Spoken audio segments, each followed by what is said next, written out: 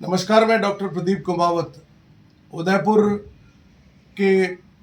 इस अरावली क्षेत्र के जिस प्रकार के हमारा जो कैचमेंट एरिया है उसके जल के भराव क्षमता और जल संरक्षण की दृष्टि से हमने पिछले कई बार प्रयास किए और उन सब प्रयासों के बावजूद भी प्रतिवर्ष हमारी जो महत्वपूर्ण जेलें, विशेषकर फतेह सागर, पिछोला, जिससे हमारे पूरे उदयपुर को पीने का पेयजल जो मिलता है वो प्रतिवर्ष खाली होती रही है और इसके सौंदर्य के साथ भी खिलवाड़ होती रही है। ऐसे में जब मानसी वाकल योजना के प्रथम, द्वितीय और अब तृतीय चरण की भी बात हो रही है, उसमें ये वादा किया गया था कि उदयपुर की झीलें सदैव लबालब रहेगी तथा कभी पीने के पानी के साथ साथ इन झीलों का पानी का स्तर कभी कम नहीं होगा, लेकिन ऐसा कुछ होता दिख नहीं रहा। और अब ये तैयारी की जा रही कि उदयपुर के इस मानसी वाकल के जल को, जो हमारी भराव क्षमता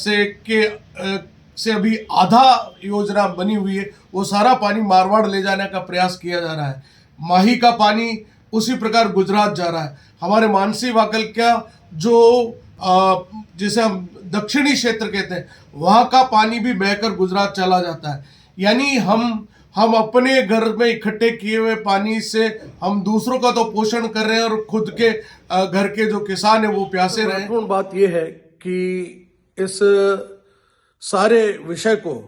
किंग सेना ने जिस प्रभावी ढंग से बिना किसी राजनीतिक महत्वाकांक्षा के और बिना किसी राजनीतिक सपोर्ट के इन्होंने उठाया है,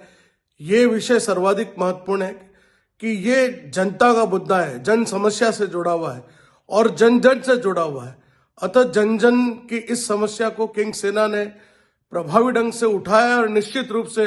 अगर मेवाड़ की जनता इसमें पूरी तरह से सहयोग करेगी तो वो दिन दूर नहीं जब हम इस पानी की लड़ाई को निश्चित रूप से जीतेंगे। इसमें सारे राजनीतिक दलों को मिलकर एक ऐसा काम करना चाहिए जिससे ये मेवाड़ का जो जल है मेवाड़ में रहे और मेवाड़ के किसानों को प्राथमिकता से इस कृषि के लिए, पेयजल के लिए ये जल उपलब्ध होना चाहिए। दुर्भाग्य से जो जिस प्रकार की नीतियां बनाई गई है उसमें जल तो यहाँ बरसेगा लेकिन वो जल गुजरात को और मारवाड़ को चला जाएगा। हम इसके विरोध में नहीं है, लेकिन पहले यहाँ आपूर्ति और यदि वो सरप्लस में होता है तो उस जल को वहाँ देने की व्यवस्था बनानी चाहिए।